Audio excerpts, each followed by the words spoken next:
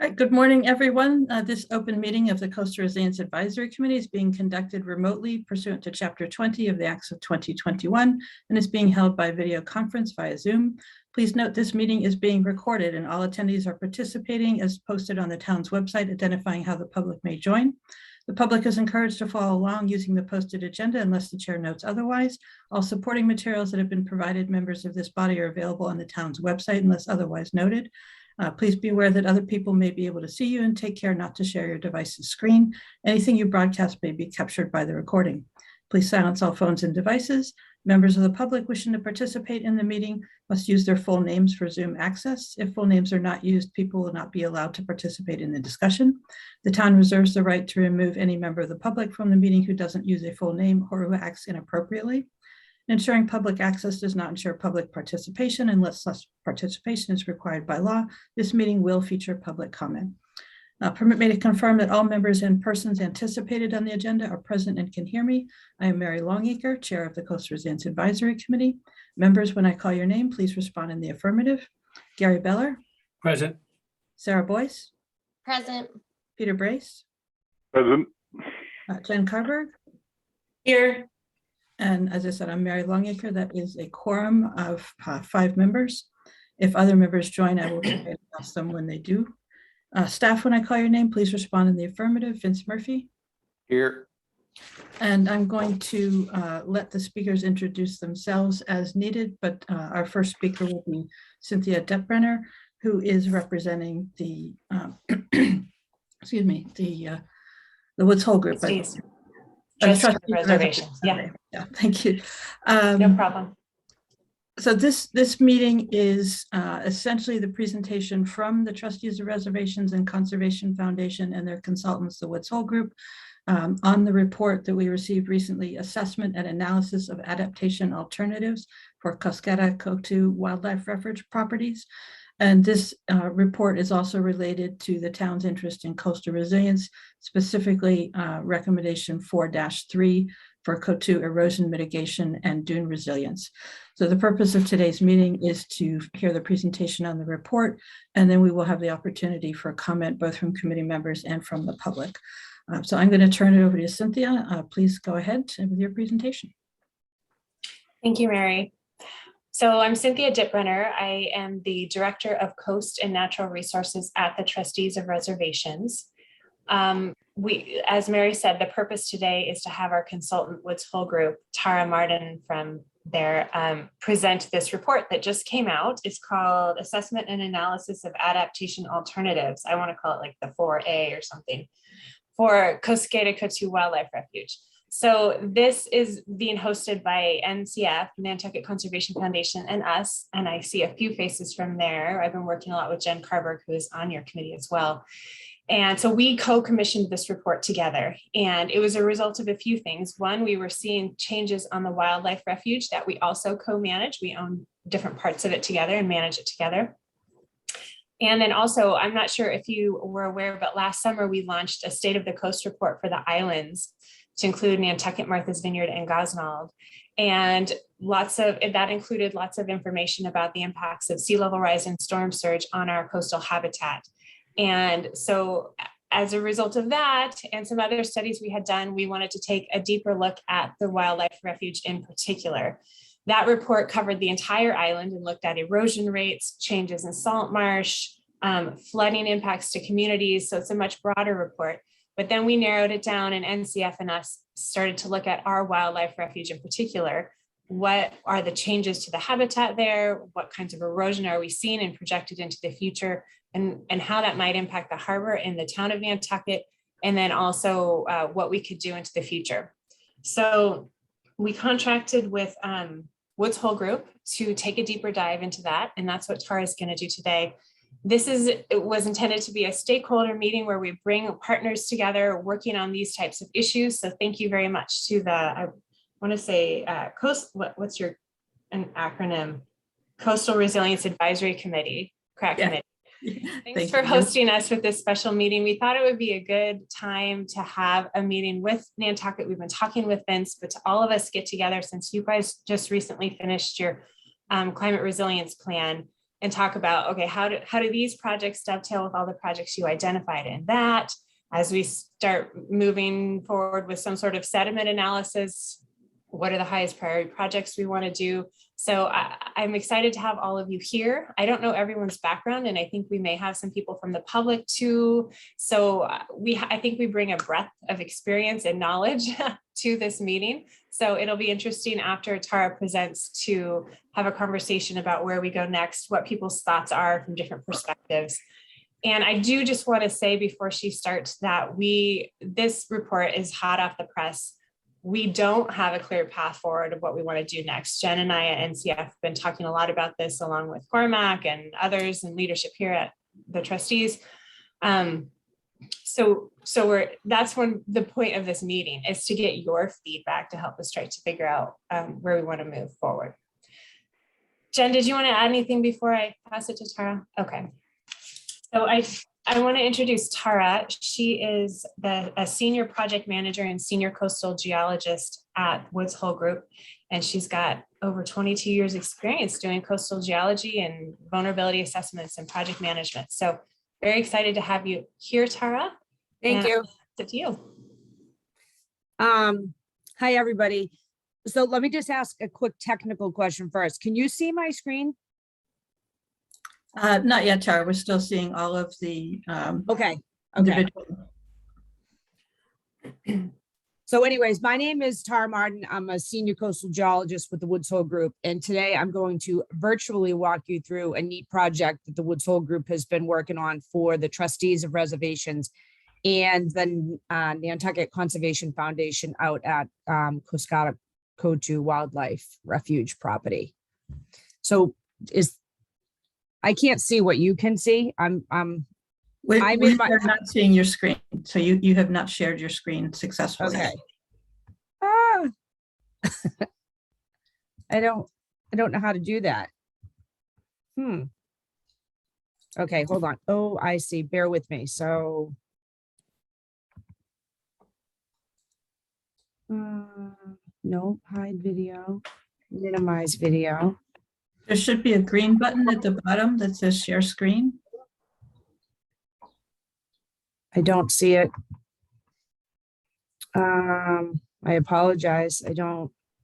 Are you on the Zoom platform now and seeing everybody's faces? I can see your face. I don't see anybody else. Oh, it might have something to do with the permissions you gave her, Vince, to make her a host. I can only see the person who's speaking. Yeah, okay. So you might want to go to your top right corner in Oh. Zoom. There's a little control that says view and change to gallery view instead of speaker view.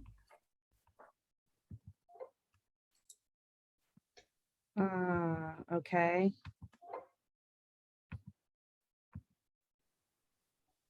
And if it's not at the top right corner, it might be at the top center of your screen, depending on how your screen is displaying those options. I honestly don't see. Get on the guest list.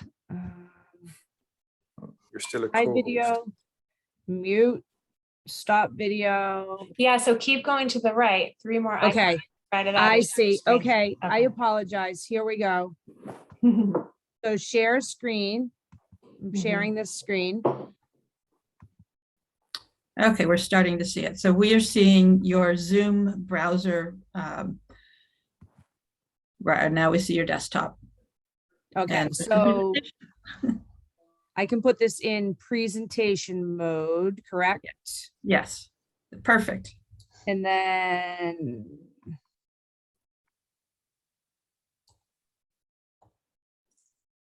It looks fine to us from here. No, you wanted to undo that. Now we see, undo this. yeah.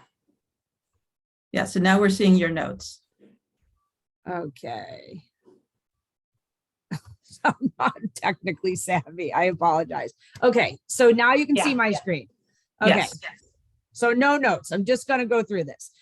Okay, so again, I'm Tara Martin from the Woods Hole Group, and I've been working with the Nantucket Conservation Foundation and the trustees of reservations to look at the Coscada Pond area and do basically a resiliency study looking at 4 specific sites within the refuge. So as everybody knows, that this is a really remote and beautiful area. It's a very unique geologic area. The shorelines here are basically untouched. I know that there is a lighthouse here and we do have some vehicle traffic out here, but there are really isn't any development out here or any sort of shoreline stabilization. But despite that, there is still some pretty dramatic erosion within the refuge, and areas that will be compromised by climate change and sea level rise, as we move into the future. So the 4 areas specifically that the Woods Hole Group is tasked at looking at are the Haulover, Coscada Pond, the Galls, in the area between first and second point. So those are the areas that we're going to focus on. And as we go through the presentation, I'm going to give you a little bit of background area about each of these sites, and then talk about some of the data collection that we did and the models that we ran, and present some of the resiliency adaptations that we came up with for each site. So the task at hand was to evaluate green infrastructure adaptation alternatives. And basically what that means is softer solutions that include things like beach nourishment, beach grass plantings, sand fence, dune restoration. And then we also looked at some innovative technologies that included like oyster reefs for wave breaks on the bay side, some salt marsh restoration between first and second point, but basically nature or green solutions, nature-based or green solutions that did not include any sort of hard engineering for each of these sites. Seen here on the left are some of the things that we considered for these sites. And these just show a few examples of what these types of projects look like. The first area that we studied was the Haulover. And this area is really interesting because the Haulover provides access to all of Coscada Cotu. So without the Haulover, you don't have, you could access by boat, but you don't have vehicle or foot access to the rest of the refuge. So the area is basically characterized coastal beaches and coastal dunes, like most of the refuge has. There is salt marsh on the bay side, tidal flats, there are freshwater wetlands here, and there's even like a really beautiful maritime forest here. So it's very diverse. It's a very diverse area, but also very, very important. And the Haulover is historically has been known for having breaches. The one that we actually found in the literature occurred in 1896, and it lasted until about 1908. And you can see on the slide here where there was a breach that actually happened through the Haulover, and that lasted for over a decade. So typically where you have areas that have breached in the past, they're typically areas that are vulnerable and could likely see breaching in the future. This becomes really important at this site because this is the access that goes from the rest of Nantucket out to the refuge. When we look at the shoreline change data for this site, and this was downloaded from the Mass GIS website, we can see that the ocean side, the average erosion was just over 3 feet per year. And, that doesn't seem like a lot, but it's pretty dramatic. We also see that the harbor side here, where you see the green, has actually been accreting at about 6 feet per year. So that's pretty interesting. And basically what it shows is that when you had erosion of the seaward side along the ocean here, a lot of that sediment moves landward and actually gets pushed over onto the bay side. So typically if you're moving a lot of sand, if you've got big coastal dunes and everything on the Atlantic side or the ocean side, and then you lower the profile, but you move a tremendous amount of sand onto the landward side. So over time, as the ocean side eroded here, you had tremendous buildup of the bay side or the harbor side over time. And that's based on the long-term data that ranged from 1887 to 2019. What we see in the more short-term data is that although the erosion on the ocean side has actually slowed down from about 3 feet per year to about 1 foot per year, the harbor side is actually now also eroding. So that could be a function of a number of different things, but sea level rise probably plays a big role in that. So initially you had the ocean side eroding and building up on the bay side. And now you basically have erosion, which isn't quite as dramatic on the ocean side, but you've got erosion on both sides of the barrier beach now, the ocean and the estuary side. And that means that all of the Haulover is actually getting really narrow. some other data that we also use, and this came from the MCFRM study that Woods Hole Group did originally for Mass DOT, and then we did a study specific for the trustees. But basically what this slide shows is how the mean high water position changes over time. So the mean high water position in present day is this darker blue color. And as you go down and get into the lighter and the lighter blues, that shows where the position of mean high water is going to be over time. So for the haulover, you can see that even by 2050, all of these areas now that are characterized by coastal dune, those areas become actually inundated by tides every single day. And by 2070, you're basically inundating almost the entire barrier beach. What this does not consider is shoreline change. So if you couple the existing shoreline change data that we have that basically said you're eroding from the ocean side and from the harbor side along the haulover, and then you look to see what sea level rise is going to do to the mean high water position over time, then you're left with a very, very narrow band of above high tide or above mean high water shoreline. And that's if this area even can maintain itself, its width and its elevation over time with sea level rise and erosion. So I think that this diagram shows it's pretty dramatic. Additional data that we looked at, this is the MCFRM data. And basically what this shows is it shows the chance or the probability of inundation on any given day over the course of a year. So you can see that in between the present day, which is the all the way to the left, all the way to 2070, you can see how the chance of inundation, meaning if you were standing on any one particular spot here, what is your chance of your feet getting wet on any one particular day during the calendar year? And so you can see that when you get to the tops of the dunes here, that right now that your chance of inundation is basically 0.1. By the time you get into 2070 on any given day, you have 100% chance, and these are just based on statistics, of your feet getting wet in any given day. So it just shows how dramatically this is changing over time. And then additional data that we looked at for each site is the SLAM model. And SLAM stands for Sea Level Affecting Marsh Migration. And it's a model that's used by coastal scientists to look at how coastal resource areas will change over time. So right now, if you have a coastal beach, is that ultimately going to transition into a tidal flat or a salt marsh over time? And you can see this is the present day here. So we'll pick out, some of these. This is an irregularly flooded marsh, this bright green color here. And then you have the estuarine beach in the tidal flat, which is the tan color. This gray color is upland. You've got some swamp out here. If you look all the way to the panel to the right, you can basically see that all of this area, which was originally irregularly flooded marsh and tidal flat, becomes open water here.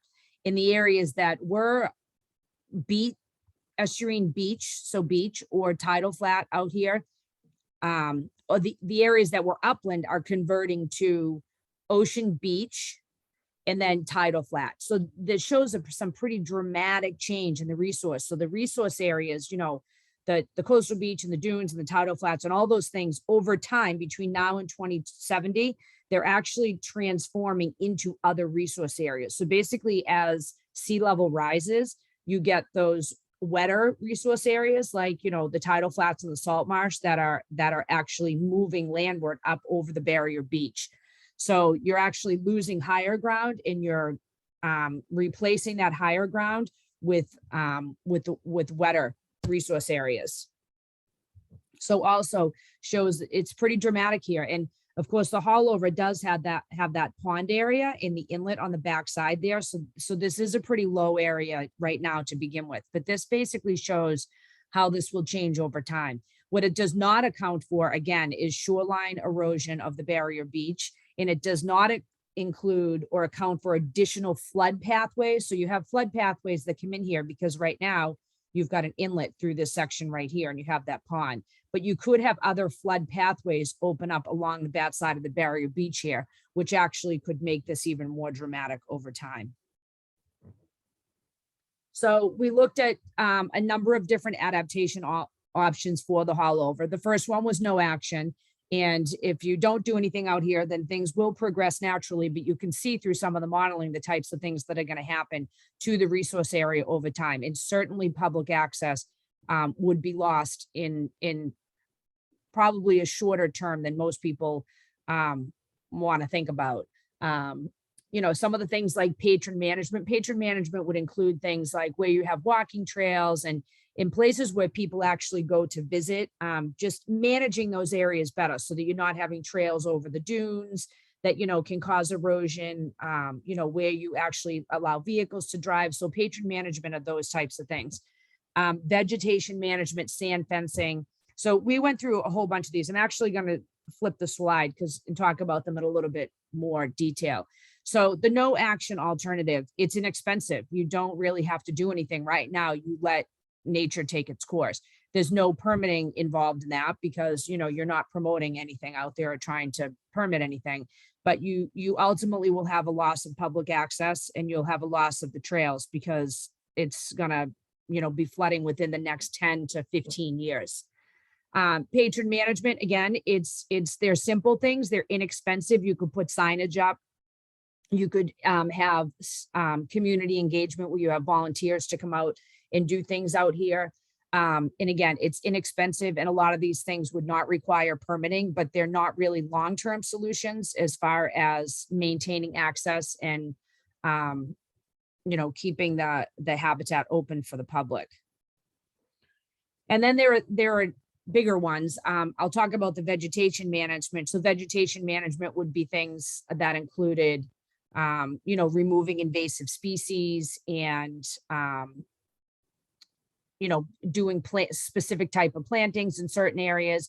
And vegetation management is something that would require permitting. And it's, you know, they're small scale projects that, you know, all the little small scale projects, they come together and they add up to a bigger project. But with the climate change and the sea level rise, you know, it's difficult in an area like this that has you know, pretty big wave climate out here. And with the expected sea level rise for this area, these types of things are short-term things that help to manage the sites, but they're not long-term things. They're going to help to protect public access. Managed retreat is one where you could actually move the trails so that as the trails get flooded over time and even the driving access along Great Point Road, you know, you could move it to higher ground, say higher up in the dune system. Ultimately, though, with managed retreat, you know, managed retreat is very similar to do nothing in that you're managing the retreat and you're moving things back from the shoreline, but you're not bringing in sand or adding elevation or doing the types of things that actually build up resiliency. You're just basically trying to move whatever resources you have out of harm's way and away from, you know, the oceanside erosion or the bayside flooding. Carol, let me butt in for a moment just to let the other commissioners know that Matt Fee was able to join us about 11:24. So Tara, please go ahead. Okay, sure. Some of the bigger alternatives that we considered, one was beach nourishment. So beach nourishment provides protection. It goes on the beach. It provides protection to adjacent dunes. It's a sacrificial material. If you put it on the beach, you know that it's going to move around when the storms move in, but it helps to break up the wave energy. In most areas, doing beach nourishment is actually a really viable solution to help build resiliency of an area. Unfortunately here, where this area is so remote, it would be challenging to do a beach nourishment project because the source of sand, you know, where would you get hundreds of thousands of yards of sand? And it is very costly. And I think we all realize that this is a challenging place to actually get access to. But beach nourishment is definitely a viable option if there was a source of sand that could be used here in the funding to do that. Some of the more innovative technologies that we also considered were salt marsh restoration. So trying to go into the areas that are really low lying on the backside and trying to reestablish areas of salt marsh, or actually creating salt marsh in areas that are a little higher up than the existing salt marsh right now. Because salt marsh is actually, it's a really helpful in helping to like break up wave energy on the bay side. And it could expand the marsh habitat also. or living breakwater. So living breakwater that would go somewhere, and this could be anything from like an oyster reef, or you could put oyster balls out here, and you'd place it along the backside here. And what it would do is it helps to break up that smaller wave energy that's occurring along the bay or the harbor side here, and to try and prevent some of the erosion that you see along the shoreline here. It also could probably help to build up some sand in the intertidal area. And so these are more innovative solutions that are being considered in Massachusetts. I do know that Nantucket Conservation Foundation has been involved in a project on the island to do something similar to this. So these are also alternatives that could be considered, not long-term alternatives like the Beach Nourishment or Dune Restoration project, but certainly things that would help to build up resiliency on the backside of the barrier beach. And, we also were tasked with looking at some in-between alternatives. So if you're not going to take the big leap and go for a big beach nourishment or a dune restoration project, and, there are challenges also associated with some of the permitting of the innovative solutions, what are some easier, like low-hanging fruit type projects that you can sink your teeth into now? And one of those is sand fence. And sand fence is very, very effective at trapping wind-blown sand. So zigzag layout, you could put it along the OSV trail. We don't recommend putting it on the ocean side here just because the wave energy is too great. And also it's not typically allowed in areas where there's active nesting for the shorebirds. But it would be really helpful to help build up the backside of the dune here. So in some strategic places along the OSV trail, it also helps to keep foot traffic out of the dunes. And this is a simpler method that's pretty easy to install and relatively low cost that actually could help to trap some windblown sand and build up elevation on the backside of the coastal dune here on the barrier beach. But the major, we picked one alternative for each of the sites that we were actually drafted a conceptual design for. And what we provided for the haulover was a dune restoration project. Dune restoration project would require less sand than a large scale beach nourishment project. Easier to permit because it would be above mean high water. So you don't have to go through all the state and federal permitting that you would be required for a beach nourishment. It's also above mean high water, so it typically stays in place longer. It gives elevation and width to the coastal dune that's already there. It really helps against flooding. It could go in between the coastal beach and the access road, or it could actually provide elevation for the access road if that needs to be raised up. So it enhances habitat. Anytime you're putting sand in a habitat like this, it typically helps to enhance the habitat. Provides longevity to the OSV trail.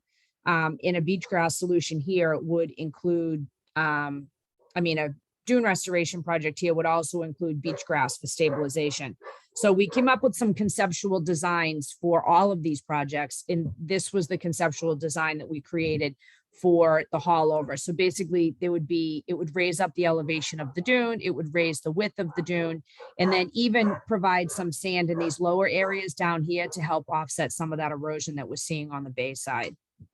In all of the numbers, I'm not going to go into all of the specific design parameters and volumes and the costs and all that, but all of that is in the report that we presented to the trustees and the Nantucket Conservation Foundation. If anybody has an interest in looking through some of that, there's just so much data to present in this presentation today that we figured that type of stuff is best you can find it in the report.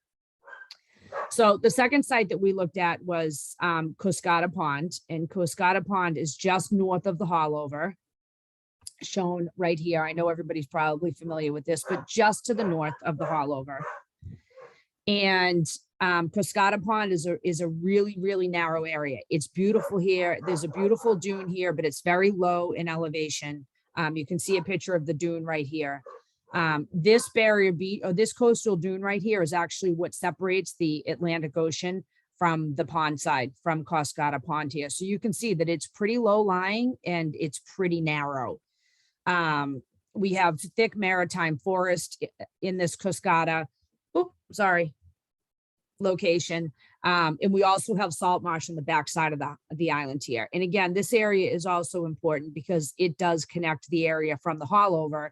You need to go through Coscada to get up to the Galls and up to the lighthouse into the rest of the refuge. And this maritime forest here is it's really, really old, and it's been studied for many, many years. So if we look at the long and short-term erosion data for Coscada Pond, and we call it Coscada Pond, but we're talking about the shoreline on the ocean side. So long-term rates have been up to almost 5 feet per year. There have been no reversals here. This has not been an accreting shoreline. We don't have data for the pond side, but we do know that the ocean side has been eroding pretty dramatically. The short-term data, it looks like the erosion has slowed down slightly to somewhere between 3 and 4 feet annually, but you're looking at between 3 and 6 feet per year in this area. And if you look at these two panels, you can see the barrier beach here is very, very narrow, and you have the pond just on the backside. And we also saw that here. So this is that same barrier beach, and here's the pond here. So this is very narrow. So 3 to 6 feet annually. Those are pretty high erosion rates. So we also looked at the Mcfrm data here and the SLAM data. So if you review the panels at the top, the Mcfrm data, you can see that by 2070, that almost any place that you stand along Coscada Pond shoreline right now, you have a chance of having your feet get wet on any given day. It doesn't mean that this entire barrier beach disappears by 2070. This has to do with inundation. So how often is the water going to get to the point where if you're standing in one location, your feet are going to get wet? And for a lot of the shoreline along Coscada Pond, that's 100%. And then if you look at the bottom panels, you can see over time how the resource areas change here. So this is pretty dramatic. You have all this irregularly flooded marsh, which is the bright green color, and that becomes open water by 2070. And again, these models do not take into account shoreline change. So this is basically if you looked at the barrier beach and the resource areas currently, and then you use the SLAM model to see how these convert over time with sea level rise, that's what happens. So you can imagine if you're also eroding the barrier beach at 3 to 6 feet per year, what's going to happen at, along the Coscada Pond shoreline between now and 2070. So we also came up with a number of alternatives. This LiDAR image here I put this in here just because I wanted to share this with you. So this LiDAR data comes from USGS, and I just wanted you to see. So there was a 2010 shoreline, which is this highest peak right here. And then there was a 2012 shoreline, which shows the second highest peak. And then with 2016 and 2018, you can see that the entire Dune Ridge no longer exists out here. So you have an area here at Coscada Pond that is becoming similar to the area that you have at the Galls. This is you can tell by the shape of this that it almost looks like an overwash feature. It's not quite there yet, but you can see over time how it's losing elevation, and with no Dune Ridge right there, you lose your potential for protection against flooding here. You can also see how the shoreline, if you look at the lines along the back, you can see how the shoreline is basically migrating landward into the pond over time. So the pond is on this side and the ocean is on this side. And basically the sand that used to be in this Dune Ridge is probably the sand that you see building up here. So you can see the sound side shoreline marching landward here. So again, we looked at a lot of very similar alternatives to each of the different sites. No action is that you just let nature take its course. Patron management, doing things where you can have volunteers get involved. It could be anything from, creating, putting signage out, or where pathways cross over the dune to limit those. And then of course, managed retreat. And here you have the Great Point Road, but that's really the only asset that you have out at this location. So managed retreat would be to move that roadway back as the erosion on the ocean side gets worse over time. Vegetation management, again, invasive species control.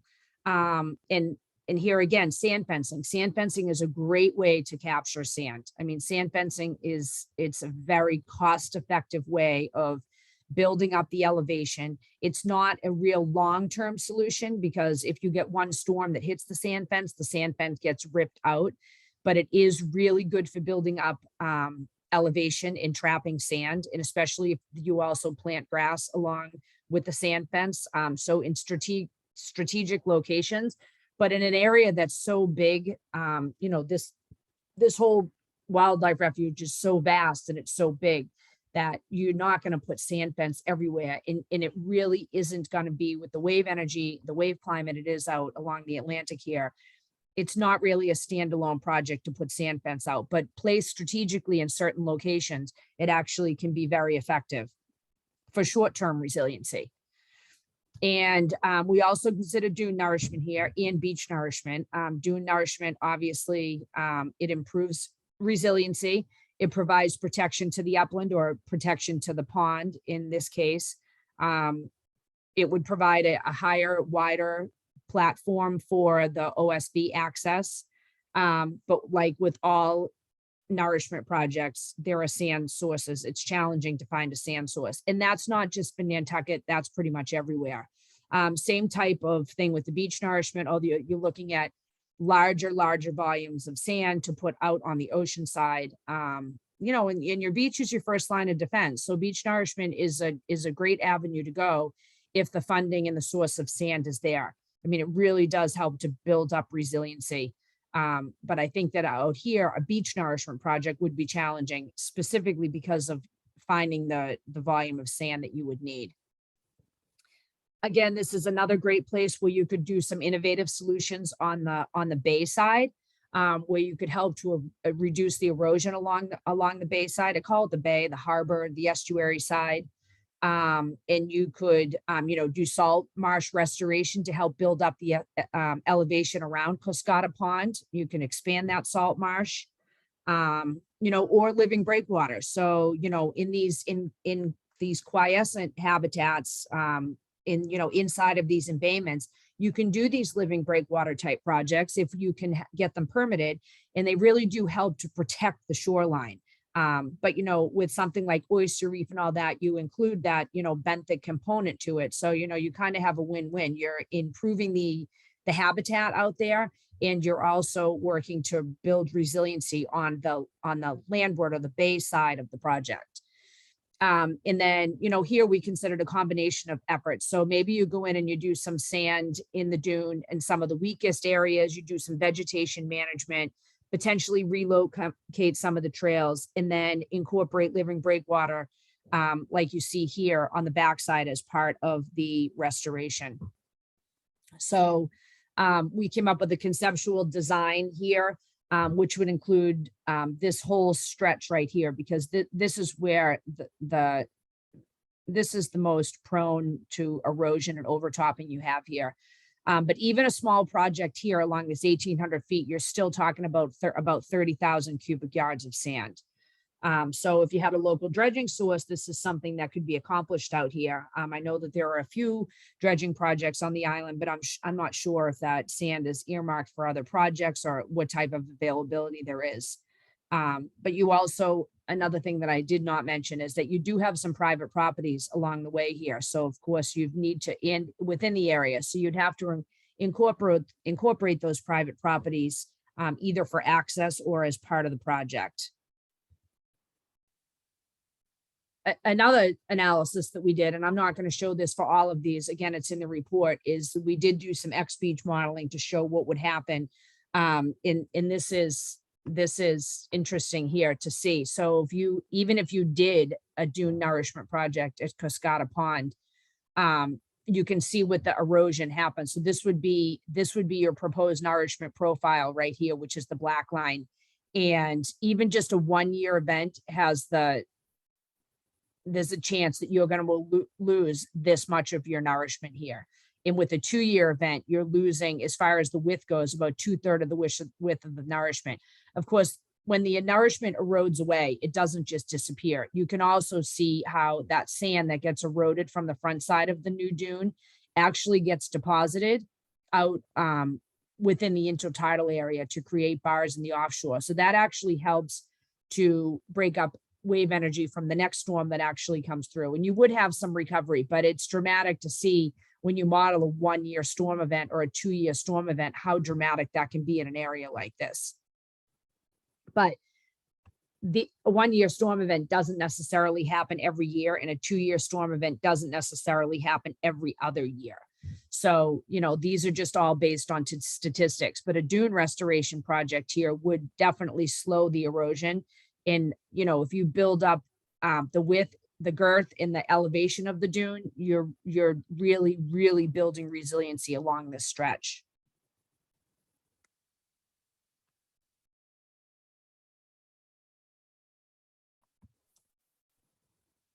Okay, and again, another short-term interim approach would be to do some sand fence here. Now, this sand fence looks slightly different than the last sand fence that I showed you, whereas that was a zigzag pattern that you potentially could do at the haul over along like the access trails. Here, you could do something where you could put these sections of fence in, and we have done something similar to this in other locations, where if you put the sand fence in the direction of the predominant wind, as the sand is blowing down the dune, it hits the sand fence if it's placed in the right location, and it actually can help to build up the dune here. So in an area like this, where, you know, you potentially have nesting shorebirds on the ocean side, you need to provide an avenue for those shorebirds to get from the ocean side back to the pond, because they typically forage along the pond here. So sand fence like this is typically allowed with consultation with Natural Heritage, the Endangered Species Program. But sand fence placed along here strategically actually could help to build up the seaward slope of this dune here, which would help to build up resiliency. And especially if you came in with a grass program and you planted grass along here too. So the third site that we looked at is the Galls, and that is further to the north than the haul over in Coscada Pond. It's the area just before you get to Great Point where the lighthouse is. And this area has been experiencing dramatic erosion for a long time. I mean, it's basically a narrow sand spit that connects, you know, there's a dune here and there's a dune on the other side. Those dunes at one point in time connected, but they no longer connect. But, you know, this right here is a critical link leading up to the lighthouse. So if this area continues to be overwash prone, you know, there is a likelihood that this area could breach again at some point in time. The area that we basically looked at was like a 450 or 500 foot stretch in the overwash area. And we looked at alternatives that can be placed here or done here to help build up the resiliency and reduce that risk of a breach happening in the future. If you do notice, you do have a relatively healthy dune system on both sides. It's really narrow as you approach the haul over. Oh, sorry. But it's healthy on either side. So reestablishing a dune system here is something that potentially could work. But whereas you do have nesting shorebirds here, that would be difficult to permit in the future. I will say on the day that we came out here and I took this photograph, we actually saw a snowy owl out here. So that was actually really cool. So again, the Mcfrm data, we looked at this. Again, this is inundation, and it tells you how inundation is going to change over time. And the SLAM data, it's not very interesting for this area, because basically what you're looking at right now is overwash. And this has basically been an overwash area for some time. So you're not really changing the resource area very much over time. Now, if you got a breach through here, yes, then this coastal beach area, Ocean Beach, would turn into open water. But basically over time, if the barrier beach is allowed to maintain itself over time, which the sand moves from the ocean side to the bay side, then you basically preserve the resource area over time. And that's typically how barrier beaches preserve themselves over time. As they erode on the ocean side, that sand gets moved over the barrier beach and onto the seaward side. And that can either happen through overwash or aeolian wind activity. And so it looks as though, based on the SLAM model, now again, this doesn't take into account shoreline erosion, but it shows you just with sea level rise, if the barrier beach stayed where it is, then you're basically not really converting the resource areas here. But if you look at the shoreline change data for the galls, it's pretty dramatic. So the red on here indicates erosion and the green indicates accretion. And so you can see that much of this area is accreting at, up to 7 feet per, eroding at up to 7 feet per year. Which is not, it's not at all surprising because this area is so low in elevation, but you can also see that it's accreting on the bay side. So basically the barrier beach is rolling over itself and it's maintaining itself on this backside here, which is very common for barrier beaches. In an area like this, and you do have access here, but as long as you're maintaining the barrier beach here, then you'll maintain the access. But the question is, with sea level rise, is it going to be able to maintain itself with this erosion rate plus sea level rise? And I think that still remains to be seen. This area does have a history of overwash. So these photos are from 1970. This is from 1992. You can probably almost guarantee that in the future, this is going to happen again. Typically when you have overwash like this that happens, this reminds me of Norton Point out on the vineyard. We studied that site last year. And this is the same type of scenario that you have here where an inlet forms and then it migrates and it closes. This doesn't look like it migrates like the one that forms on the vineyard. But, typically when you have these low areas like this and you have overwash and, you do end up getting breaches. So the breaches have occurred here a number of times, 1970, 1984, 1991, typically don't last as long as like a tidal inlet would last through here, like what we saw down at the Haulover, the inlet that formed back in the 1890s that persisted for over a decade. It seems like this area, these seem to close up quicker than that did. So not really truly an inlet, but more, a breach that's more like an overwash here, but very low. It's very low and very overwash prone. And you can almost be guaranteed that this is going to happen again, especially with sea level rise. The concerning part is with sea level rise and the erosion that you see here, do these overwash areas, number one, does it expand along the shoreline? And number two, does it worsen over time to the point where this is just always flooded during all times of the tide? And, that is a likely scenario with the sea level numbers, what they're predicted. So we came up with, a number of different alternatives for the galls. And, no action, that was something that was considered. What we also did, which is presented in the report, is we actually did look at some current and future shoreline positions. And we expect this area to become increasingly narrow, more overwash prone and a breach in the future. It's anticipated that by 1970 that the entire barrier beach is going to be underwater. So some of the simpler methods here, we talked about, because you still have a healthy dune system to the north and the south here, that, you potentially could put some sand fence on the backside to help build up the dune system on the backside here and just prevent additional erosion, which would,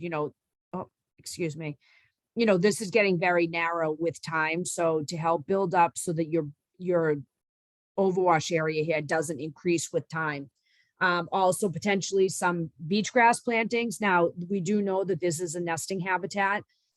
We just completed a project for the trustees on the vineyard where we worked with natural heritage in a nesting habitat to actually do some vegetation, but we did the vegetation and it was much more sparse than what we did in most locations. So basically beach grass that was 3 feet on center rather than 1 feet on center.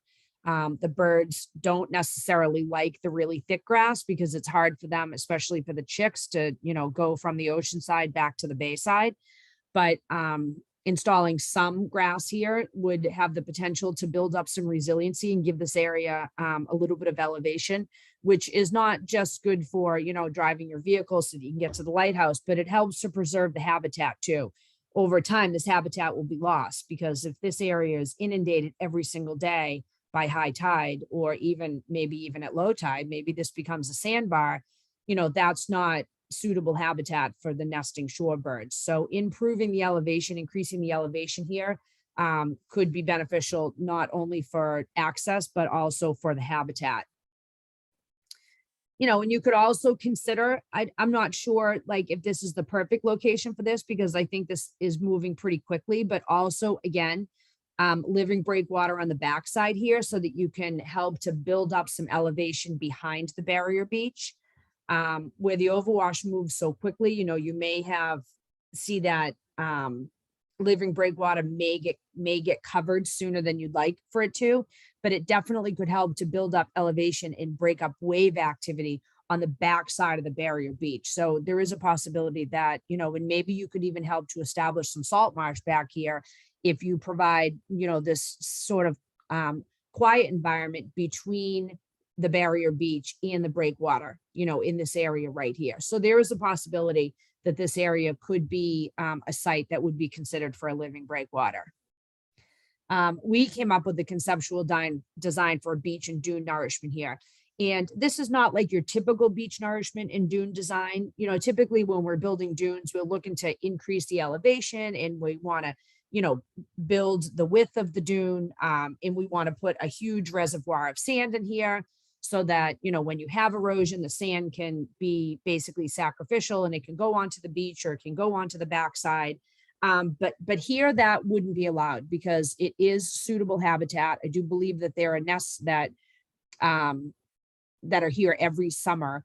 And so typically we've worked on some of these projects before with consultation with Natural Heritage, where you can do thin layers of sediment and not thin layers sediment deposition, which, is typically happens like in salt marshes, but just thin layers of beach nourishment. So instead of building a beach, that has 3 feet of sand and then building a huge dune that's, up to elevation 12 or 14, you basically would come in here and raise the elevation of this whole feature by a couple of feet, maybe 4 feet in the center. And then that would taper off toward the landward and the ocean side.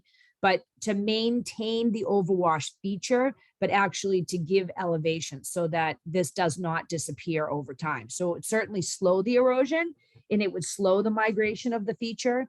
And it would reduce the likelihood of a breach here in the future, but it would still maintain the habitat for the nesting shorebirds. So we call this, and I actually did a project in Mashpee at Popponesset Spit, which is a similar location to this. We have a long barrier spit that's, protecting Popponesset Bay. We had one area that had become an overwash and the shorebirds really loved it. And so we worked with Audubon. It was adjacent to the Audubon property and Natural Heritage to go in with actually dredge material and raise it up by a foot or 2 feet every time we did the dredging. So it's just a slow increase in the elevation, and it has worked. It has worked really, really well. And the birds are still nesting there. And we never planted grass, but it's basically colonized on its own. And we have not seen overwash there now in about 5 years. So it's actually been really effective. And you could do something similar here, again, if there was a source of sand. So, and we did model, if we did do a nourishment project here, what type of, what would we expect to see? And so we look at existing conditions after a 2-year storm event. So if you look at the panel to the top, you can see the black line here, and that's the existing beach right now in the overwash area. If you come in here with a 2-year storm event right now, you're basically taking like this very little piece right here that still sits above mean high water, and you're basically pushing all of that sand into the bayside. So now you're getting an overwash similar to what I showed in the photographs from the 90s, where you're overtopping this feature with every tidal cycle. I mean, you're basically at this point right here, you're open water. But if to come in here and raise up the elevation, say to elevation 10, which is only adding, a couple of feet onto here, and you run a 2-year event at that, you can see here's the black line. It's still an overwash. It's still very low. But now you're only taking away the front side, and this is your profile afterwards. I mean, these are exaggerated a little bit because obviously trying to fit, a 3,000 foot section across the bottom, and you only have 10 feet, it's vertical exaggeration. but you can see here how you're still maintaining in much of your nourishment not much, but at least half of your nourishment profile. So, you know, this really would help to build up the resiliency at the galls. And then the fourth site that we talked about or that we studied was the area between first and second point, which is a little bit different than the sites over here on the Atlantic Ocean, you know, much more protected site over here on Nantucket Sound. And this area is pretty neat. I love this. You can see all these old dune ridges, these recurve ridges that have formed along these, you know, cuspate forelands here. And this area has all different resource areas in it. You know, you've got a barrier beach and you've got coastal beach and dunes, you have salt marsh and shrub swamp, open water, you have tidal flats all along the landward side here. So this is a really neat area. And here's the access road that runs through here, you know, out to the point where the day that we went out here to the point, I collected a tremendous amount of really beautiful beach grass. Beach glass. So I thought that was kind of cool. And I believe this is the area just to the west of here where we saw the prickly pear cactus, which is, you know, that's pretty unique to find in this area. Maybe this is the northern extent that the prickly pear cactus blooms. So this area was I found it to be pretty interesting. If you look at the photographs at the bottom, you can see that this is a parking area. And that parking area, I call it a parking area, but this is where people park when they come out here. So you can see the access road, then you can see the parking area.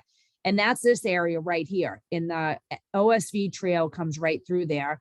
And there's the parking area. And this is the dune or the tidal flat in the dune in the background on the bay side.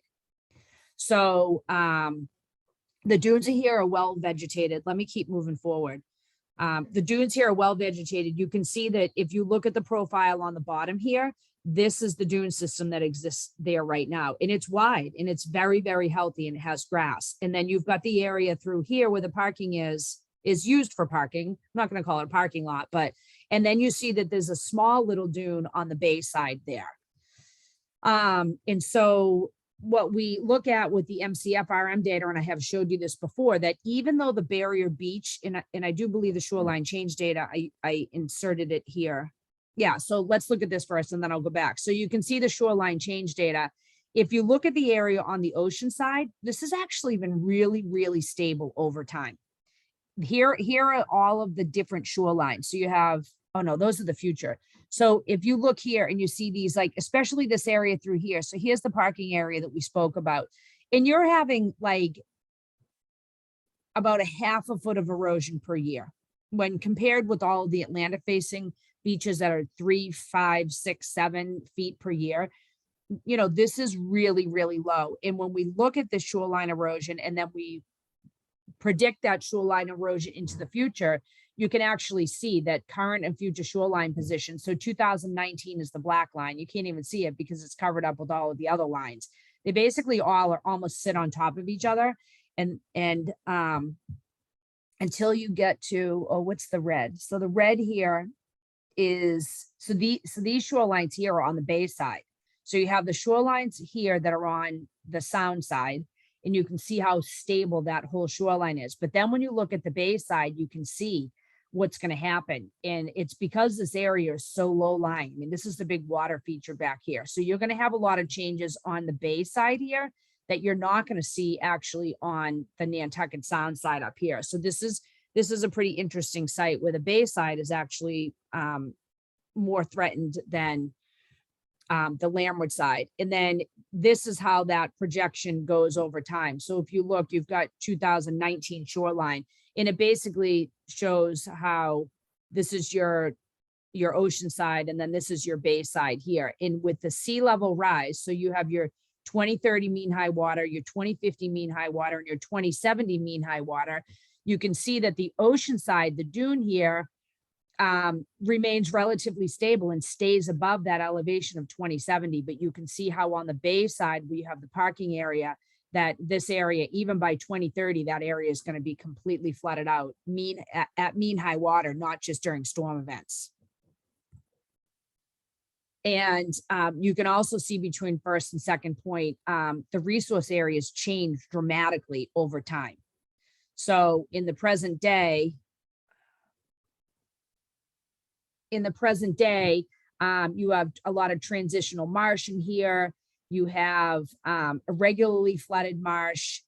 By the time you get down to 2070, a lot of this now is becoming open water, and you've got, this is all becoming beach. So this originally up here was upland, and now it's becoming beach. You can see how on the seaward side that the beach and the dune, or this is the beach and then the gray is the dune, remain relatively stable, but you have dramatic change on the backside here from sea level rise.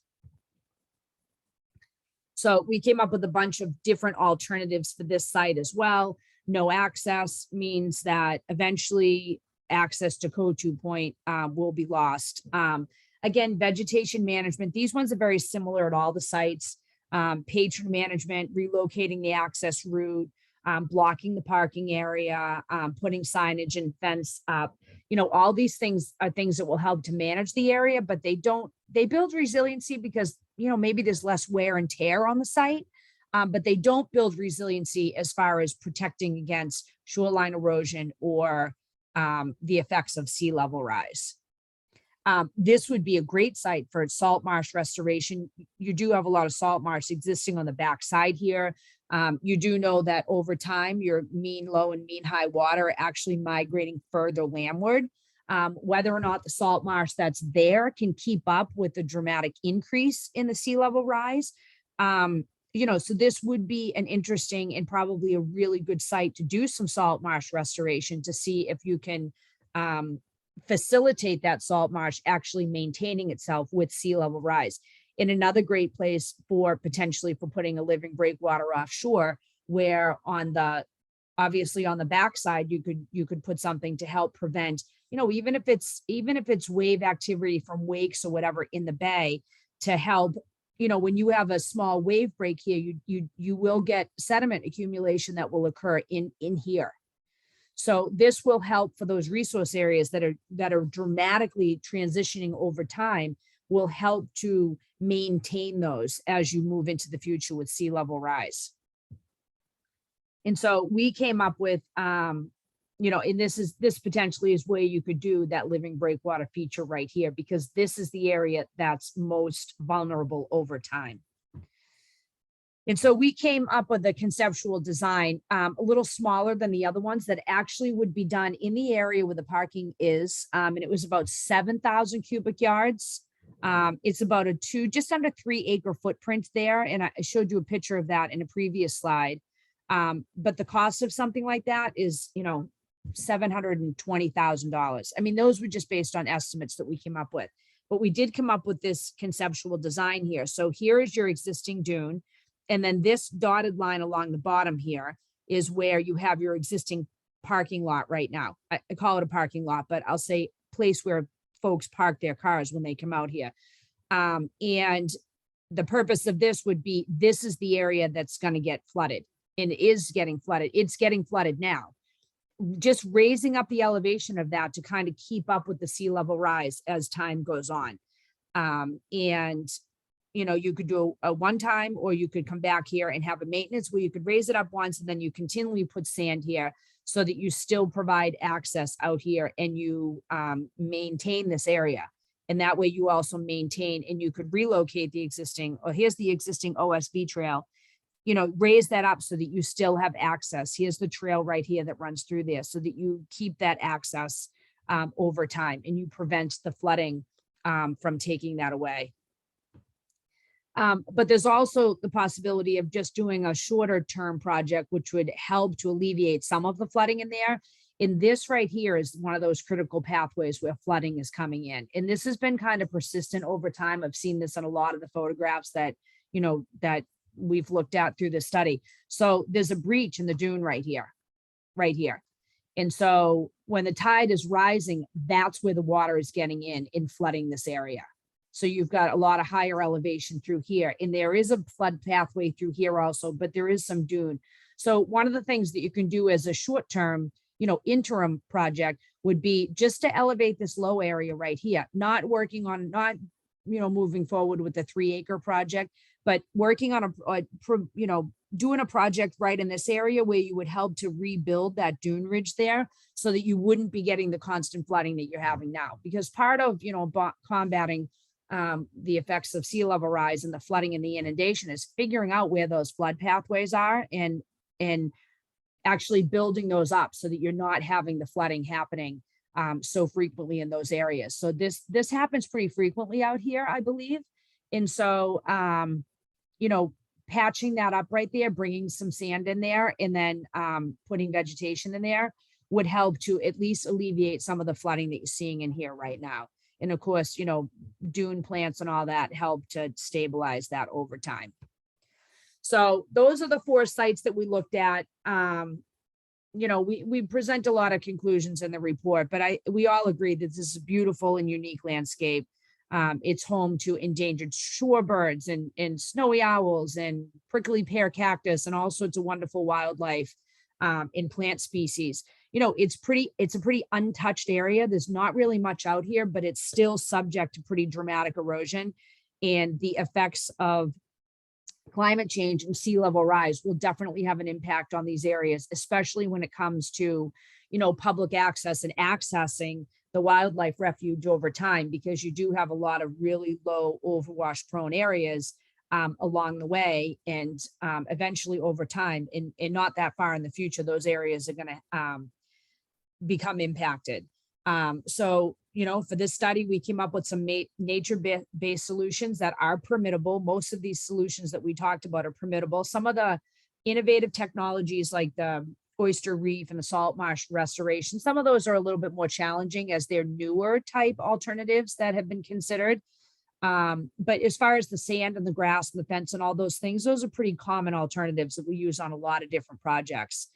I think we realized that the sourcing of sand for the larger projects, or maybe even the smaller projects, it'll be difficult because sand resources are limited. And I think that we all realize that any of these have, a finite lifespan. There's nothing that you're going to do out there that's going to combat climate change and sea level rise forever.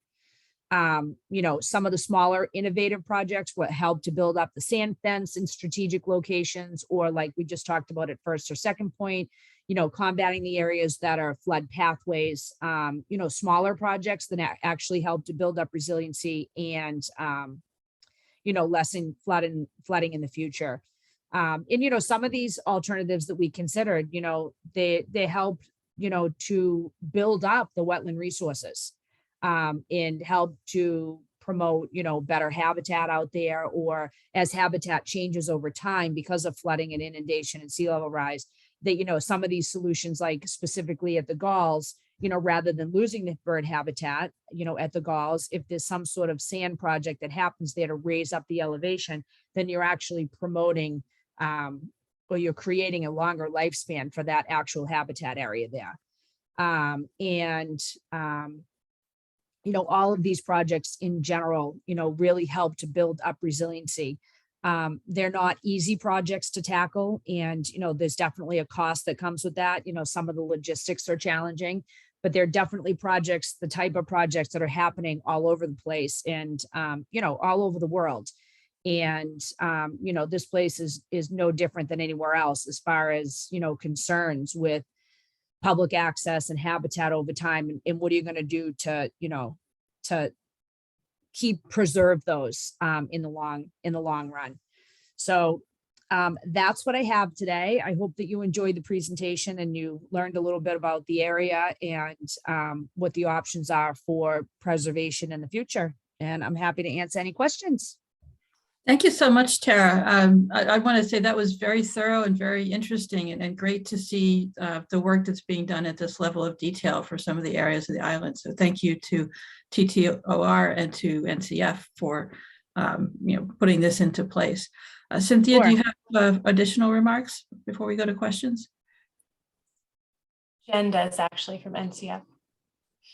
Oh, Jen, okay. Thank you, Jen. Thank you, Cynthia. Thank you, Mary. And thank you, Tara, so much for this presentation. This was a really, Sure. really great presentation that brought together everything I know that we've all talked about over the last little over a year now since we first Sure. walked out on the properties. Right. Yeah, really, and just seeing all of the alternatives laid out for each site. And I know we have a lot of members of the public here, and we also have other people that have expertise in this area. And I think, you know, what Cynthia and I have kind of talked about is that we would love to have both questions, but also any input on what has been presented here. I mean, this report supplies us. We knew from walking the properties where some of the vulnerability was. You know, we could kind of see that. But this report really gives us the data and the timelines behind what's happening out there. And so we can now start to think about where it's vulnerable and how we balance our objectives of making sure that if we're putting resiliency efforts in place, that there's an ecological benefit to what we're putting into place, you know, while also thinking about how we get out onto the refuge, how the refuge is used and accessed, and balancing both of those together. And you know, we've got a bit of a roadmap to start between us. We've started talking about some of the simpler techniques you talked about, the shorter term options for thinking about how we, you know, maybe build a little bit of sand here using dune fence, thinking about where salt marsh restoration can happen using vegetation in combination with, you know, any sand buildup that happens. So we've started those conversations, but as Cynthia said at the beginning, you know, we don't have a definitive, this is the only direction we're going at. We're exploring our options. And so at this point, you know, we thought, and Mary, obviously this is, you know, running through you as crack, how we have a discussion now about what we've seen through this presentation and what people's questions are, and maybe just a little bit of some input on thoughts for where we're going next on the refuge. Okay, so we'll look for questions from committee members first. I do have one myself, and that is, I'm not, you know, familiar from having my feet in the sand on CO2 of exactly what is where. But with just a casual look at the report, I wondered why the section between second point and third point wasn't as vulnerable as the section between first and second. Just out of curiosity, it looked to be in a similar position. And I also wondered if taking any steps for shoring up these areas would put any pressure on other areas or would benefit other areas. I didn't know if the Woods Hole group was able to extrapolate to what would happen to adjacent areas from any of these measures. Okay, I'll take a stab at this. So as far as the areas that we looked at, that was pretty much defined before we got involved in the project. So there were 4 distinct areas that the trustees and the Nantucket Conservation Foundation wanted to focus on, and that was the Haulover, Coscada, the Galls, and the area between first and second point. You know, it's not the area, all of those locations, the narrow part between all those cuspate spits, potentially the same alternatives could be used for any of those. But I think that the area between first and second point, it's heavily used. There's parking that happens there. I'm not exactly sure if that's why that area was specifically chosen, but those areas were predetermined before we got on board. So maybe somebody else can answer that after. But as far as the other question that you asked about, will these projects have an impact on adjacent resource areas? If you go out there onto any one of these sites, you realize that this is sand everywhere. I mean, you need sand to maintain this feature over time, to maintain the barrier beaches, to maintain the salt marsh, to maintain the habitat. You need the whole feature itself is sand from one end to the other. And then you have, you know, the salt marsh that has formed on that, or the maritime forest, or, you know, whatever other environments that you have out there. So as long as you're not putting, as long as you're placing the sand strategically and then it's moving naturally to other areas, you're really just replacing what was already there. We would never just come and put sand on top of the salt marsh. I mean, those types of things are not allowed. But dune restoration, where you have aeolian activity, then that moves some of that sand out of the dune to the backside of the barrier beach. It helps to build up the beaches. You know, sand in the overwash areas that help to maintain the overwash so that you maintain the bird habitat there. I mean, we're really promoting very natural, widely accepted practices for an area like this. So we're not promoting to change any resource areas or to smother any resource areas. You know, sand fence, the amount of sand that you're going to build up at the sand fence isn't going to have an impact on any other areas. You know, we're not promoting hard engineering structures where you might have end effect erosion. We're not armoring any areas where you're going to cut off sediment supply. You know, we're promoting very nature-based solutions that really shouldn't have a negative impact, but a positive impact on other areas. Great, thank you. Jen?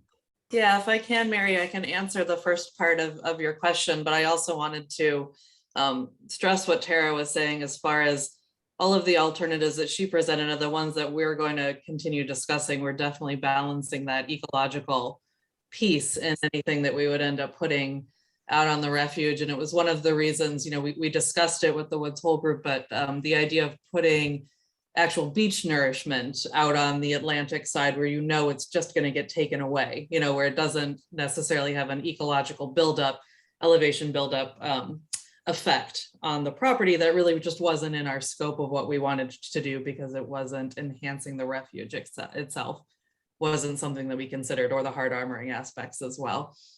But as for why we chose that particular curve between first and second bend for this analysis, it really is the point, as you get farther out towards Coteau Point, there is kind of more erosion on both sides, or as you get more into the bend up to Great Point, there's a little bit more balance of not quite as aggressive erosion on the Nantucket Harbor side. And it's an area where we do have that kind of parking area where the tides are already coming in and out every day, and we're already kind of starting to see some salt marsh change there. And there is a road from the inside road, there is actually, you know, a sand road out to the North Beach. And so one of the things we are seeing over time is water coming up over from the Nantucket Harbor side and then washing down. So that was the one area where we knew we were kind of getting impacts on both sides. But as Tara said, the solutions she proposed could be used all along those areas and in Coteau to increase resiliency. Thanks, Jen. That makes a lot of sense. Cynthia, you have an additional comment? No, I have a new question. Okay. Tara, I was wondering, I know you probably don't know the answer to this, but can you talk at all about the impact to the harbor and the town of Nantucket, the downtown area, if, say, that Hollover or Coscada Pond sites, if either of those sites were to breach, it would increase flow then between the harbor and the ocean? Can you talk at all about that? Yeah, certainly. So, you know, it depends on if it's a breach that stays open over time. I mean, this isn't a closed system in the harbor, because obviously you have the harbor itself and you have a huge cross-sectional area of water that moves in and out of the harbor itself. So I'm not necessarily sure that creating a breach over on the Barrier Beach side is actually going to increase, say, something that you typically be worried about. Is it going to increase the water levels in the harbor?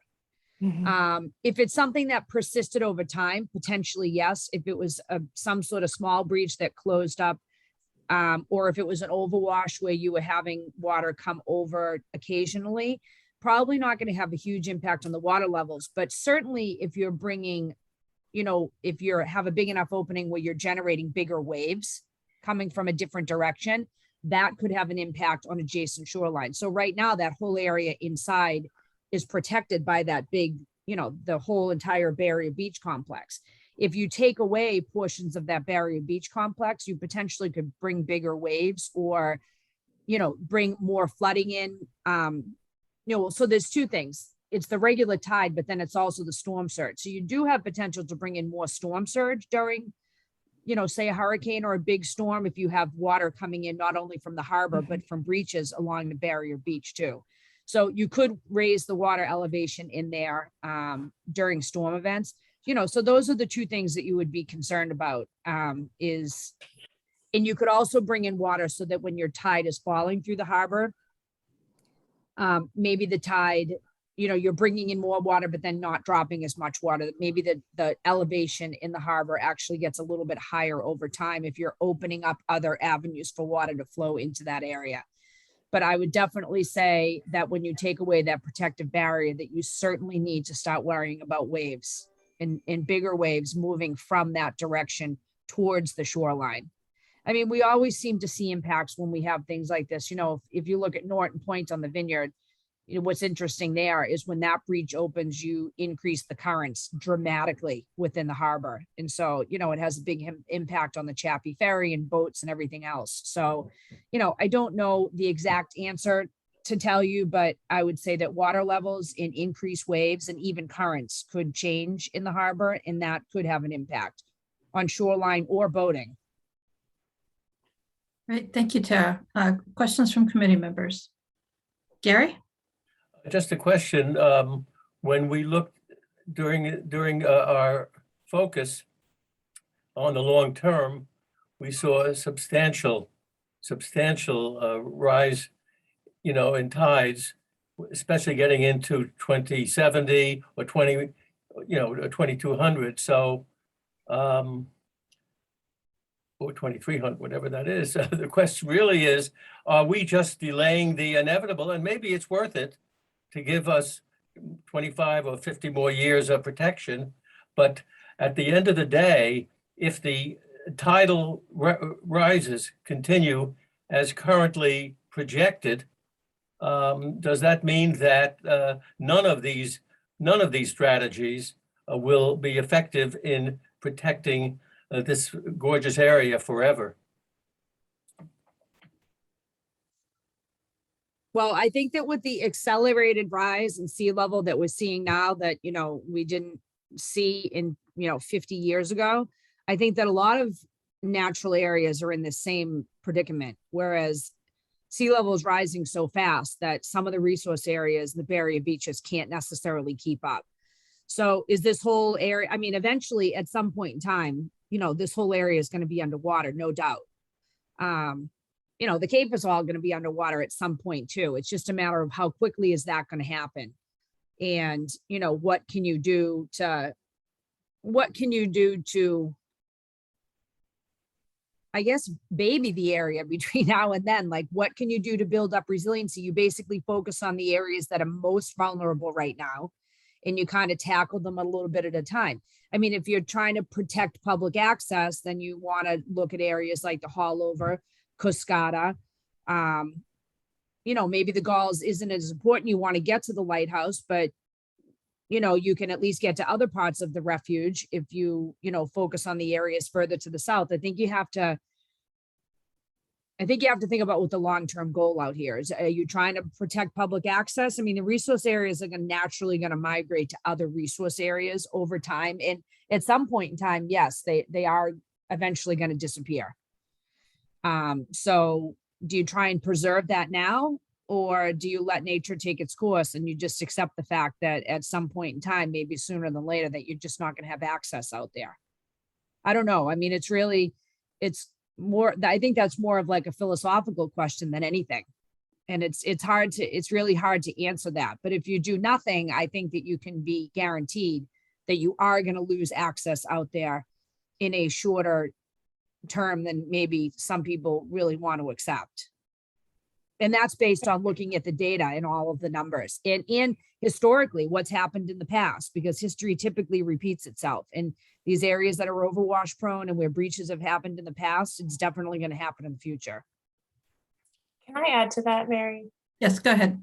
So another thing to just clarify, when Tara says access, that could mean a lot of different things. And right now we have OSV, overland vehicle corridors and roads there. So we allow vehicles to drive out there.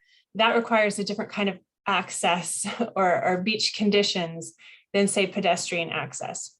So if some of these areas were overwashing or you could only cross them, they were intertidal, so you could only cross them at lower tides, there's still a potential for access by walking, pedestrians, or boat. So those are some of the other things we're thinking about in the long term. I think Jen has a response too. Jen, please go ahead. Sure, thank you, Mary. And Gary, that's what we're wrestling with kind of all the time out here, isn't it? Are we just delaying the inevitable, or what is the outcome that we want to see? And I think that having this report, at least for this particular property, now allows, the trustees and NCF to actually, what is our cost benefit analysis of the input we're putting in for the ecological protection, for understanding the health of the refuge and thinking about what access looks like in the future. And I also, I talk a lot about nature-based solutions, and I get that question like, well, is this going to protect things forever? And it's not, it's obviously not. But a lot of the nature-based solutions that we think about putting in, whether you're increasing salt marsh health or increasing, the condition of a dune or the resiliency of a dune, is that if you do that work, maybe you're buying 10, 15 years of increased resiliency at a site. And we don't know what some of the alternatives for resilience are going to be 15 years from now. This is kind of an evolving science for how we're adapting. Places are testing pilot projects everywhere right now. The oyster reef project that we put in is a pilot project. It might build a new salt marsh for us, but we're seeing what's happening right now. So 15 years from now, we might have different alternatives that we could think about putting in place. But for the refuge, it's definitely figuring out how we're working with what nature's doing anyways, as we're out on the property.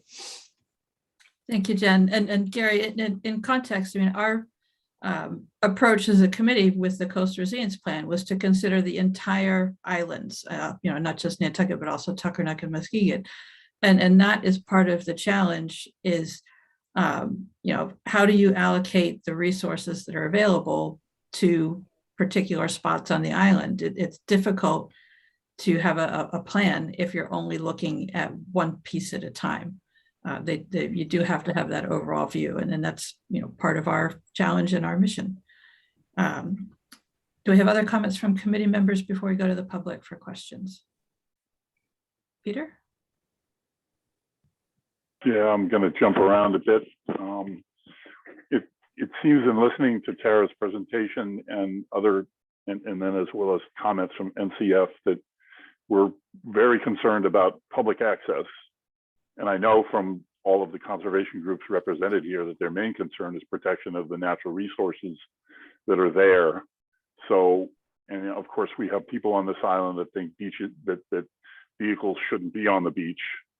And I'm guessing that eventually, as Cynthia said, if we're going on the refuge, it's going to be on foot. I also want to say, I would say that Coscada is the crucial place because, if that breaches and stay breached, then it's not going to matter whether you've got a project going on in CO2.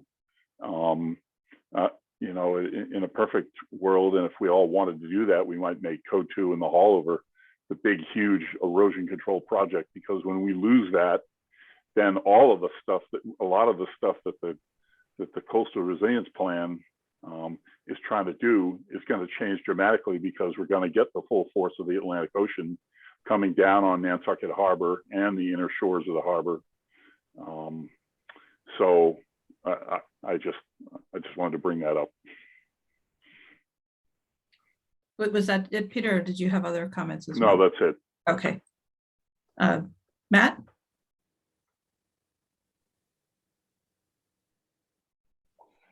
Oh, there we go. No, it just struck me that it's sand, sand, sand. We need to find a sand source, and we need, an somewhat affordable sand source to do all of this. That was what struck me the most from all of the different, dune restorations that were proposed. And I think that's, that's going to be key as we move forward. Thank you, Matt. We'll go to the public. If you want to make a comment, you can use the raise hand feature. And Burton Balkine, go ahead. Can you hear me, Chairwoman? Yes, please. Thank you. First of all, I'd like to thank Tara for a great presentation. We lost you. I'm not sure if your audio. I'm unmuted. Can you not hear me? We can hear you now. Okay, I just wanted to thank Tara for a great presentation and thinking about using natural forms of protection to somewhat protect CO2 and Great Point in the future. I'm a volunteer for the trustees and a bird monitor out there, and I just want everyone to know how important and beautiful a place it is, as I think we all know. And I think keeping natural solutions in mind is really important. The other thing I wanted to ask, and I think the Coastal Resiliency Advisory Committee has been working on a sand budget for the island.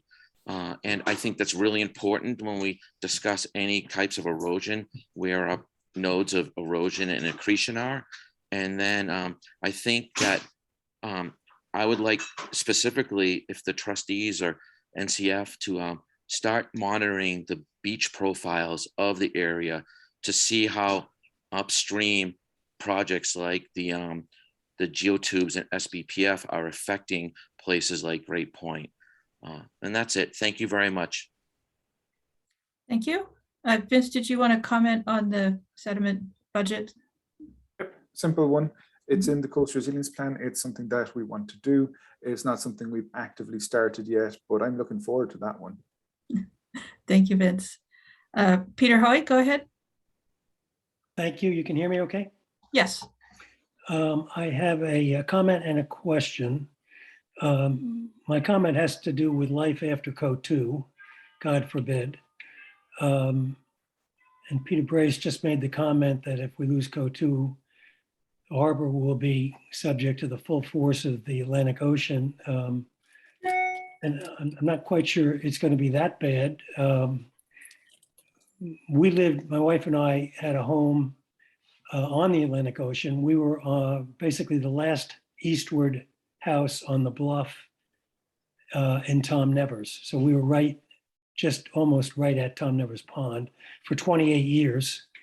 Fortunately, that was kind of a little oasis that was not as severely affected as other portions of the South Shore. But I just want to make the different distinction between the full force of the Atlantic Ocean, which are southern beaches and southern properties are subject to, versus the impact should there ever not be a Code 2, which I think would be less. And I'm wondering if we might learn something by looking, for instance, at Martha's Vineyard, although that's much closer to America, but looking at the North Shore of Martha's Vineyard and erosion statistics there to get an idea of what might happen to us if we ever do lose Code 2. So that's the comment. My question for Tara would be, we've talked about the negative effects of a breach at the Haulover, but are there any positive effects to a breach, either short-term and it closes up, or long-term? I kind of think of that end of the harbor as kind of backwater, and I'm wondering if there is a beneficial effect of currents flowing through it and presenting nutrients is a bad word, but other benefits. So that's it. I'll close up there. Tara, are you able to address? Sure. Now, certainly if there was a breach there and there was a concern about water quality in that part of the pond, potentially it has the ability to do some better flushing if there was a breach there. I mean, if you look at some of the coastal ponds in the vineyard, they actually manually cut the barrier beach to lower the levels of the pond to get better flushing. And then the ponds, they fill back up again. Some of them, they breach open 3 or 4 times a year to let the water level down and just to kind of flush out the pond, then it fills back up with rainwater, precipitation, whatever. So yeah, there is the potential that, while a breach was open, that maybe you would have better flushing in a certain part of the pond. I'm kind of guessing here that, that would be a benefit of the breach happening. And certainly, in natural barrier beach areas, these breaches are very common. And like I said before, that the way that the barrier beach maintains itself with storms and sea level rise is it migrates over itself. I mean, you can go to any number of beaches on the Cape or the islands, and you can see the old peat outcrops on the face of the barrier beach. And, that used to be on the landward part of the barrier beach in the salt marsh. So, these types of breaches that occur in these overwash, it's helping the barrier beach to maintain itself over time with rising sea level in storm events. But when you start breaching bigger and bigger areas and you lose the the dunes in the wider beaches, then, you know, your resiliency decreases over time. And I think that the big thing here is the acceleration in sea level rise. So the barrier beach is going to maintain themselves kind of like they have in the past. You know, the dunes migrate landward through aeolian activity, and you have these type of breaches and overwashes that occur, and then the barrier beach builds up back up. But if you start forming more of these breaches and bigger breaches, and you accelerate sea level rise like it is accelerated now, can it keep up? And I can't predict the future, so I don't really know that. But if you see a narrowing of these barrier beaches over time, and you see these types of things happening more frequently, then I think that just in general, most barrier beaches are becoming more vulnerable. And I think it's going to take waiting the next 10, 20, 30 years to see how they continue to evolve. Thank you, Tara. Peter? Were you back to me? Oh, I'm sorry. Yes, Peter Hoy, did you have a follow-up? And then we'll go. No, Yeah. If you're asking Peter Hoey, Yeah. I may have been confusing in the way I asked my question, but it was, and should not have used the hole over, but what I really was talking about was beneficial effects to the harbor if there was a breach that it was either temporary or not the pond. I think Vince wants to address that. Okay, great, thanks. Hi, Peter. How you doing? I'm Vince. I'm the Coast Resilience Coordinator at the town. I work in the Natural Resources Department. I see part of your question, if there's a breach and how would that affect water quality in the harbour. There's a couple of things to consider if that were to happen. First, okay, fine. It's automatic loss of access to parts of CO2, that is accepted. It would have a flushing effect, would probably fix some of the high nutrient problems we have in the head of the harbour, but what would that do to the tidal flow? That is something we don't know. That would have to be modelled, and it could have a detrimental effect for all we know as to the change in the flushing rates. There's another couple of things to consider as well. We also have a very healthy, a somewhat healthy scallop population and eelgrass bed areas, and change in tidal flow could dramatically affect those, or in a detrimental way for all we know. So that is not a good thing either. We have other ways of looking at remedying the nutrient issues at the head of the harbour. And I have to say, I think that might be more preferable, particularly to the conservation organisations and to the town, rather than having to have a breach to fix that, which would be an extreme and also have potential negative consequences. If the breach happened at the haulover, that could bring different waves, tide cycles into the downtown area, and I don't know how that would work at all. Maybe Jen might be able to offer a better insight. I don't know. Thank you. Let's go to Peter Brace. Peter, you may have a comment from the perspective of the Harbor and Shellfish Advisory Board, or you might have something else to say. just two things. I wanted to clarify that, I wasn't talking just about the disappearance of CO2 for getting a lot of the Atlantic Ocean in there. I'm saying if we don't have the haulover, if we don't have CO2 eventually part of Great Point, then we're getting ocean waves into the harbor. I also want to say that there was a report done by, it's a thesis paper, I believe, by a guy named Dr. Peter Rosen, and he was a professor at Northeastern University, and his thesis paper was all about the cuspid spits in the harbor.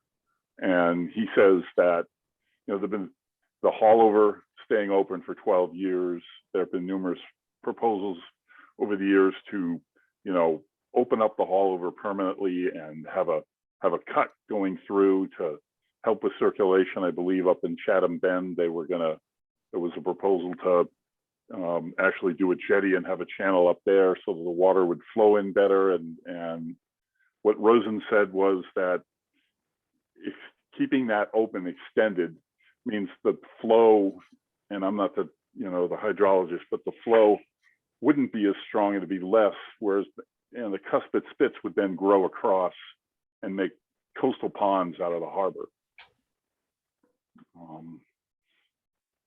I can track down the report if anybody wants it. Thank you, Peter. That's an interesting perspective.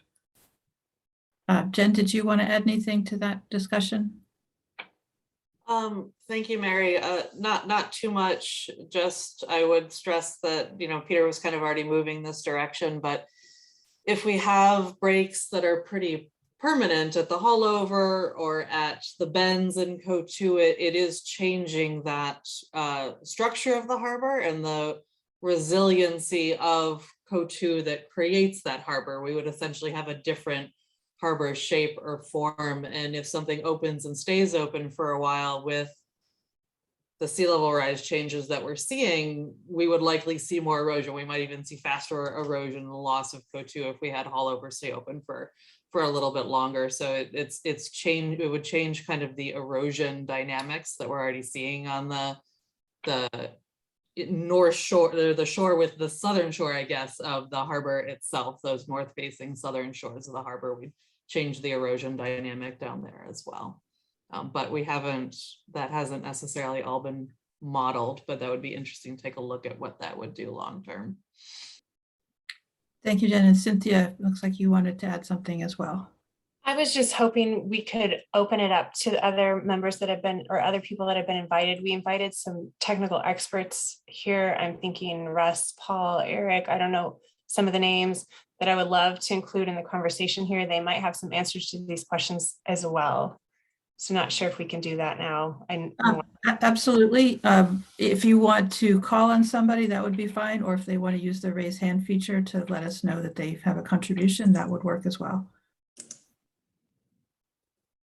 I'd say they should just go ahead and talk or raise their hand. Paul, you turned your video on. You have something to say? Well, no, I really have nothing to add. Okay. It's a very complete study, and it raises a lot of important issues, which we'll have to address everywhere. Okay, thanks. Other comments?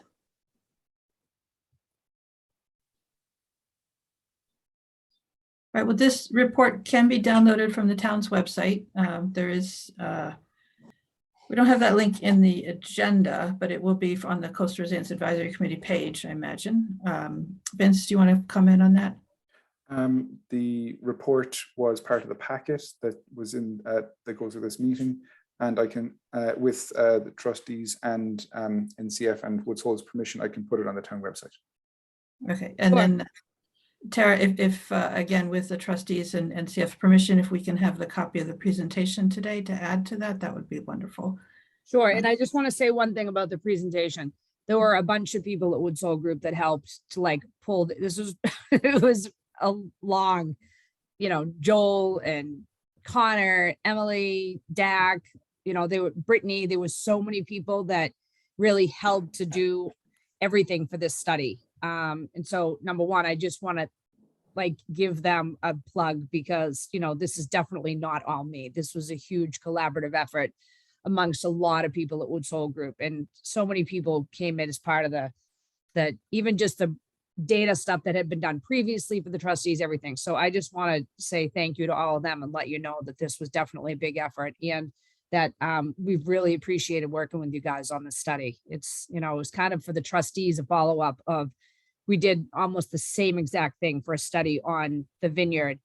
And we actually just finished construction. We just did our first implementation project with about 11,500 yards of sand in an overwash area that protected public access out to Norton Point. It was a collaboration between the town of Edgartown, Dukes County, and the trustees.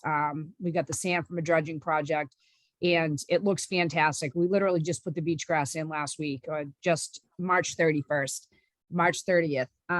And this was kind of a follow-up to that. So we at Woods Hole Group really appreciate being able to work with the trustees and the Nantucket Conservation Foundation on these projects. So thank you. Well, I'll add my thanks to all three organizations for letting us share this with the public through our meeting format. I really appreciate that. Jen, go ahead. Thank you, Mary. I was just going to say real quick that, I don't think we have a problem with it going on the town's website, the report, and I'll leave the presentation up to Tara, but that the trustees and NCF are also going to kind of create portals on our website where you can access this report as well as, the future work that we're going to end up doing out on the refuge. We haven't created those landing pages yet, but when they are, I'll pass them on so they can be made available. Great. Thank you, Jen. And if I could just add really quickly, I wanted to thank Remain Nantucket and Pilot House Foundation because they provided the funds for the report. Okay. Thanks, everyone. All right, thank you all for attending today. We do need a motion to adjourn. If anybody would like to make that motion, or Gary, do you have So a comment first? Oh, so moved. Okay. Do we have a second? Second, Thank you, Matt. Roll call vote, Gary Beller, Aye. Sarah Boyce, Aye. Peter Brace, Aye. Jen Carberg, Aye. and Mary Longacre, aye. Thank you all. Thank you. That was a great presentation. Thank you so much. Thank Thanks, you, thanks, everyone. for Tara. Everybody coming. have a nice holiday weekend. Yeah. You too, Tara. Bye. Okay, Vince, you want to stop the recording? Yes.